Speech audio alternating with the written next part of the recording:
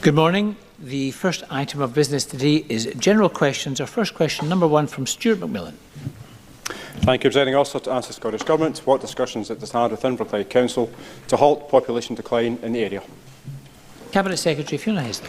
Inverclyde is one of 14 local authorities that experienced depopulation last year. In February, my colleague Ben McPherson met with leaders of a number of local authorities, including Inverclyde, to discuss population decline. A further meeting with me has been agreed for the 27th of September. We need to grow our population to ensure we have sustainable, vibrant communities and drive improvements in inclusive growth. We need to grow our population to ensure we have sustainable, vibrant communities and drive improvements in inclusive growth.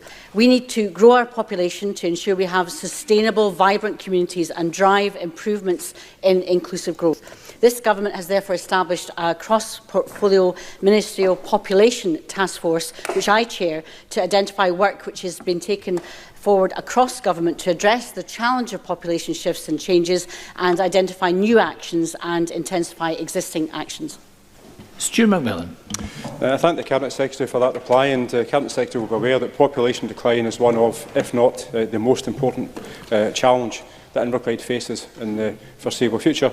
But the Cabinet Secretary agree with me that in addition to a consistent and improved marketing strategy to promote Inverclyde, the citing of public agencies can play a part in overturning population decline, and would the Cabinet Secretary consider the citing of public agencies in my constituency? Cabinet Secretary. Inverclyde is facing a significant population change. Their figure was the highest, actually, of all the 14 local authorities, a reduction of 0.8%.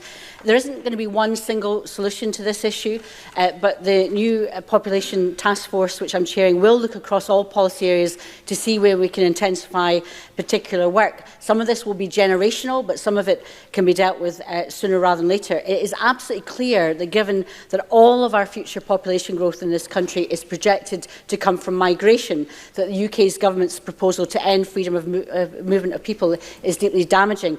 Obviously, decisions on the location of public sector functions are taken on a case-by-case basis, and we will consider all opportunities to optimise the benefits of that. But at the same time, we need to ensure that we secure best value for the public finance. The important thing is to make sure that depopulation issues are on the agenda, that we take it seriously, and we do so on a cross-government basis. A few days ago, Sturgeon gave a speech in Holyrood declaring what the plans were to tackle the so-called climate crisis. And it's attracted criticism from those even further left than she is, for not immediately ending the oil and gas sectors. Her excuse for this, of course, was that ending these sectors and having to rely on external sources to import would create more carbon emissions than if we were to just keep them open for the time being. Bit of a bizarre thing to do if we were supposedly in the midst of a climate crisis. The truth is, of course, she needs these sectors to generate the cash required to throw about all these renewable industries and other subsequent projects. So between this and the refusal to move towards nuclear energy in favour of renewables should really tell you all you need to know. The government is transforming our country exactly as instructed, with the deception of climate change being just one area, immigration being another. Now, in an ideal world, there's three things that the SNP could be looking at in regards to our supposed populist decline, with number one being the obvious: programmes to incentivise native births. Number two, if that failed, or alongside number one, they could encourage immigration from the other UK countries. Then number three, if all else fails, which should be number three if both of the previous failed, to then go further afield.